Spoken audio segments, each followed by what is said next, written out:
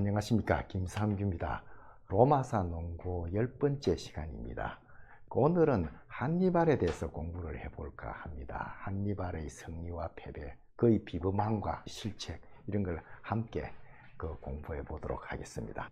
한니발 바르카가 이제 누구냐 하면 이 사람 아버지가 하밀카르 바르카입니다. 1차 포에니 전쟁의 영웅인데 마지막에 이제 카르타고 내분 이런 것 때문에 결국 패배하고 말았는데 그의 원한이 많이 맺혀 있었던 것 같습니다. 그래서 한니발이 9살 때 바알 신전에 가서 로마인을 철천지 원수로 여기겠다는 그런 맹세를 하도록 하고 스페인에 데려갑니다. 한니발은 백령에서 자랐어요. 그리고 18살 때 아버지가 전사하게 되고 과도기적으로 매형이 이제 8년간 바르카 가문을 이끌다가 26살 때 자기가 지도자로 등극하게 됩니다. 그 후에 2년 후에 이탈리아를 침공하게 됩니다. 그리고 칸나의 전투 등에서 승리하면서 15년간이나 이탈리아 땅에서 로마와 싸움을 하다가 보급에서 밀려서 이탈리아를 떠날 수밖에 없었고 결국 자마 전투에서 패배함으로써 그 한 시대를 마감한 영웅이라고 할 수도 있겠습니다. 근데 이분에 대해서 마키아벨리는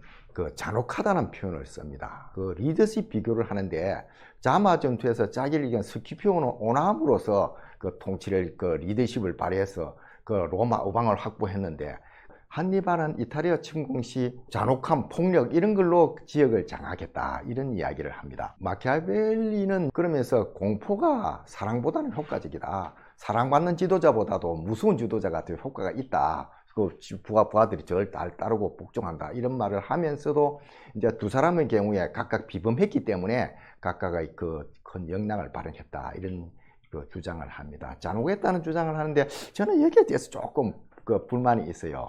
정말로 잔인했느냐 이런 데 대해서는 좀 논란이 있지 않나 생각됩니다. 이게 아마 마키아벨리는 자기가 뭐 그 동시대에 살은 것하고 한니발을 모르지 않습니까? 결국 리비우스의 로마사에 근거한 것 같습니다. 리비우스의 로마사에 이런 말이 있어요. 그는 타의 추종을 불하는 용맹한 전사였다. 늘 가장 먼저 공격하고 가장 나중에 전장을 떠났다. 하지만 결점들도 그에 못지 않았다. 비인간적인 잔인성, 믿을 수 없는 일반 카르타고인보다 더 신의가 없었고 진실과 명예, 종교, 맹세의 신성함과 다른 사람들이 신성시하는 모든 것을 철저히 무시했다는 그런 주장을 합니다. 이 근거에 따라서 마키아벨리는 잔인했다 이런 그 발언을 한 것 같은데 제가 생각에는 그렇습니다. 잔혹하기만 했으면 부하들이 배신, 내분 이런 게 발생하지 않았을까 이런 생각을 해봅니다. 이탈리아에 와서 초반기에는 한니발이 승승장구했지만 그 막판에 가서는 거의 그 10년 가까이는 그 밀리는 그런 행국이었습니다. 카푸아라든지 타렌툼이라든지 시칠리아 이런 게 다 뺏기게 되었을 때 공경에 처하지 않겠습니까? 그런 상황에서 부하들이 배신이 없었다. 또 한니발의 군대가 다국적군이었어요. 리비아 사람도 있고 갈리아 출신도 있고 스페인도 있었는데 그들끼리의 어떤 알력이나 내분이나 이런 게 없었다. 그런 걸 볼 때 이 사람이 뭐 잔혹하기만 했을 수 있었겠느냐 이런 생각을 가지는데 마키아벨리는 공포감을 조성해 가지고 그걸 갖다가 통제를 했다 이런 이야기는 저는 꼭 그렇게 보지는 않습니다. 오히려 이 사람이 공정함을 엄격히 시행한 사람이 아니겠느냐 이런 생각이 듭니다. 왜냐하면 여러 가지 이해 집단이 있는데 공정하지 않으면 사단이 나죠. 왜냐하면 신상필벌이 명확했다. 공을 세운 사람이 명확하게 그만큼 상을 주고 그 잘못한 사람은 그 철저하게 처벌하고 그렇게 하는 게 그 엄정했기에 이런 게 가능했지 않느냐 이런 생각이 들고 한니발이 잔인하게 비친 것은 한니발은 그 보급을 스스로 해야 됐어요. 이 한니발 군대가 그 카르타고에서 조달이 충분치 않았기 때문에 약탈을 할 수밖에 없었지 않느냐. 또 하나는 일부러 적을 끌어들이기 위해서 약탈을 한 경우도 많았습니다. 그래서 약탈을 하는 이런 모습 때문에 한니발이 잔인한 모습으로 로마 사람들한테는 비쳤지 않나 그렇게 생각됩니다.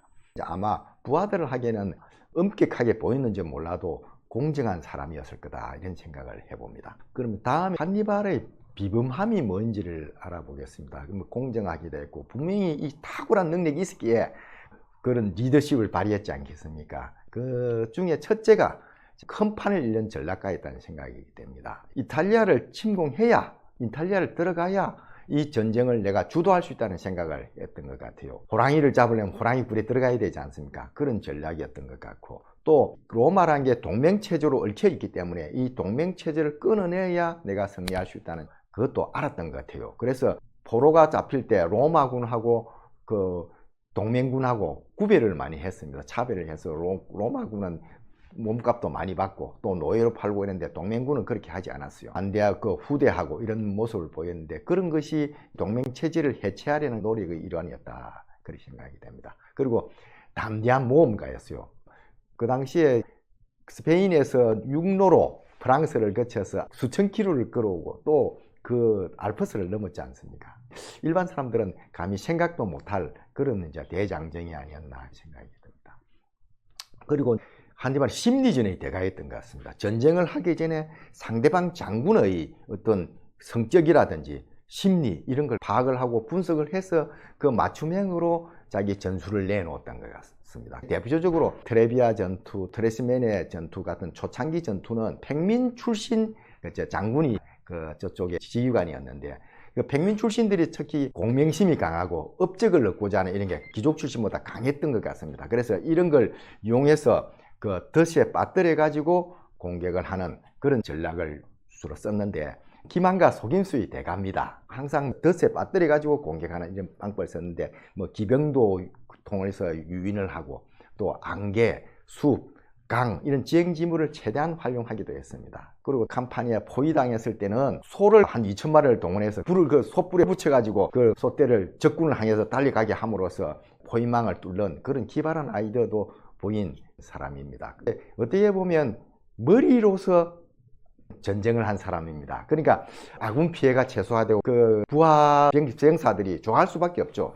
누구나 죽기 싫어하지 않습니까? 승리를 하는데 제일 안 죽는 방법으로 승리를 해주었으니까 이 사람이 리더십이 올라갈 수밖에, 존경할 수밖에 없는 그런 사람이 됐다, 이런 보면 될 것 같습니다. 요거는 여기서 출발해서 넘어서 이제 이탈리아로 들어가게 됩니다. 알프스를 처음에 넘었을 상황은 한니발이 굉장히 많은 피해를 입었어요. 알프스 넘기 전에는 5만 병력이 넘었는데 결국 반초강이가 나버립니다. 뭐 보병 2만 6천, 기병 4천만, 코끼리도 많았는데 20마리도 안 남는 그런 상황에서 그 북이탈리아에 도착을 합니다. 그때 전체 로마 연방병력 75만이나 됐어요. 그러니까 3만하고 75만은 게임이 안 되지 않습니까? 그래서 이 사람은 동맹국을 자기 편으로 만들지 못하면 이길 수 없다는 걸 이제 알았어요. 그 당시에 갈리아족도 관망만 하는 추세예요. 한니발을 어떻게 믿고 배팅을 합니까? 그러니까 내가 그 로마군하고 한번 싸워가지고 내 힘을 보여줘야겠다 생각하고 그 미끼를 기다리고 있었는데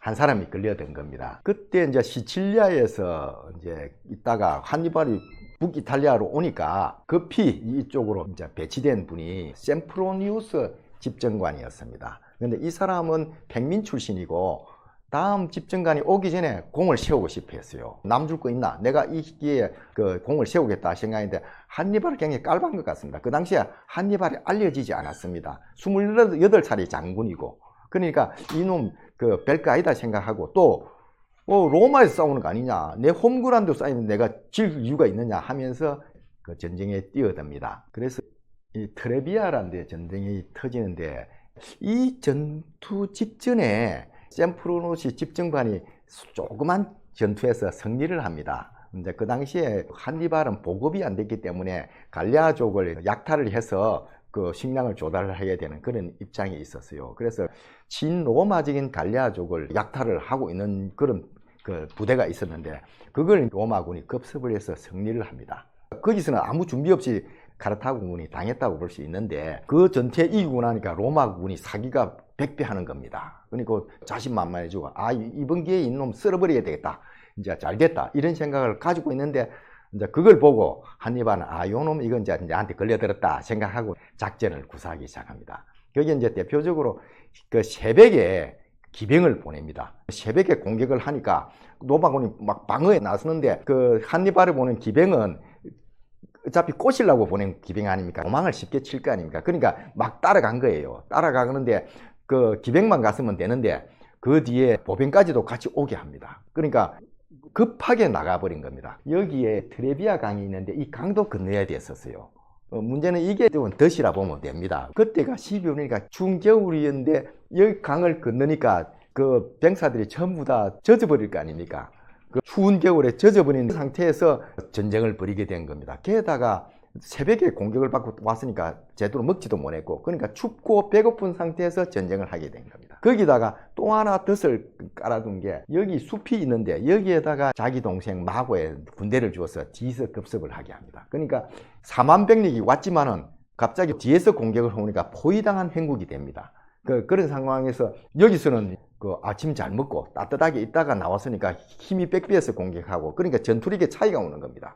그러다 또 급습을 당했지. 그러니까 로마군이 놀라가지고 패배를 하게 됩니다. 집정관 샘프로시는 상당히 훌륭한 장군이었어요. 그런 위기 상황에서도 카르타고 보병하고 정면 충돌을 해서 뚫고 나감으로써 반은 그래도 돌아갈 수 있었습니다. 한 2만 명이 도륙을 당하는 피해를 입고 부퇴를 하게 되는데 로마는 깜짝 놀랍니다. 근데 이 로마군의 실수는 기병이 약한 상태에서 그 평원에서 정면 대결을 한 거, 전투전 지행을 조사 안 했다, 이런 게 잘못이었던 것 같습니다. 그리고 그 식사도 안 한 병사가 추운 겨울날 이 트레비아 강을 건너니 그런 것이 굉장히 전력의 손실을 가져와서 패배를 하게 된 거 아니냐 하는 생각이 듭니다. 이 전쟁 후에 한니발은 이게 북부 롬바르디아를 장악하는데 이제 결국 로마로 가야 될 거 아닙니까? 그러니까 남하를 하기 시작합니다. 남하를 막기 위해서 2명의 집정관을 이제 선출해서 로마는 배치를 합니다.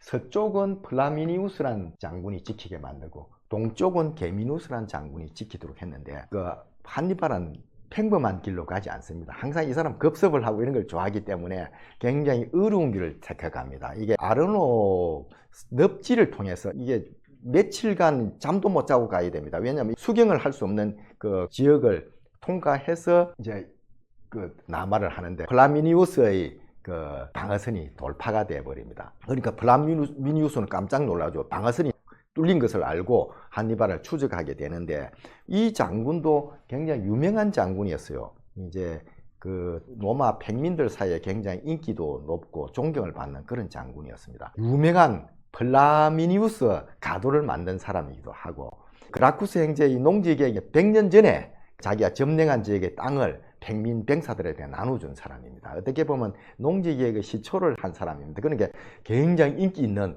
그런 장군이었어요. 또 여러 번 전쟁에서도 승리한 그런 경험을 가진 장군이었는데, 그래서 이 위기 시에 이제 이 한니발을 상대하게 한 그런 장군이었습니다. 근데 자기도 한니발 이놈이 전번에 트레비아 전쟁에서 한 걸 보고 이 보통 놈이 아니다 생각하고 항상 일정한 간격을 두고 추격을 합니다. 한니발이 전쟁을 걸라고 뭐 약탈을 하고 그래도 말려들지 않습니다. 말려들지 않고 계속 추격을 하고 압박을 해서 결국은 페루자라는 데서 한번 큰 해전을 할 생각을 해요. 그때 게미누스 병력도 내려오게 합니다. 그래서 두 병력이 합세하면 그때 전쟁을 할 생각을 하고 한니발을 압박해 오는데, 한니발이 이제 두 병력이 합류하게 놔두면 안 되잖아요. 합류하기 전에 각계격파를 해야 되니까 어딘가에 전쟁을 해야 되겠다는 생각을 하는데 적절한 곳을 찾아냅니다. 이게 트라시메네라는 호수인데 여기가 북쪽이고 이거 남쪽입니다. 이 북쪽 이쪽을 지나가게 됩니다. 북쪽에 로마군이 따라오게 하는데 여기서 병력을 매복했다가 급습을 하는 그런 전략을 취합니다. 근데 이게 역사상 가장 성공적인 매복이었다 겁니다. 이제 5만 병력을 여기다 배치합니다. 이 기병을 여기다 배치하고 중장보병을 여기 앞을 막고, 그리고 갈리아 병사하고 경보병이 옆부부를 찌르고 했는데, 그때 안개가 자욱했던가 봐요.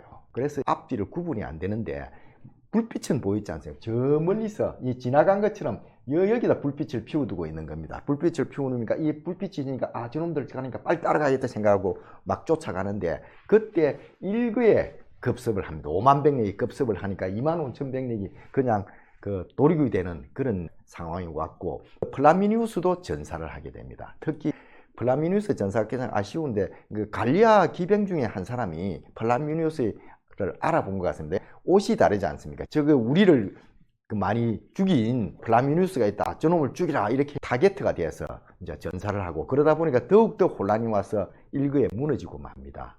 플라미니우스는 나름대로 조심을 하긴 했는데 정찰을 미리 하지 않은 실책을 저질렀다고 보면 될 것 같습니다. 쫓아가는데 바빠가지고 저기 미리 척구병을 보내가 매복이 있는지 알아보고 가야 되는데 그걸 하지 않은 잘못을 저질렀다고 보면 될 것 같습니다. 나중에 보겠지만은 그 파비우스 막시무스라는 사람이 그 독재관이 됩니다. 이 전투 후에. 이 사람은 한니발하고 전면전을 하지 말라는 소신을 갖고 있는데 또 하나 중요한 게 종교 의례를 중요한 사람이에요. 그 플라미니우스의 가장 실책이 뭐냐?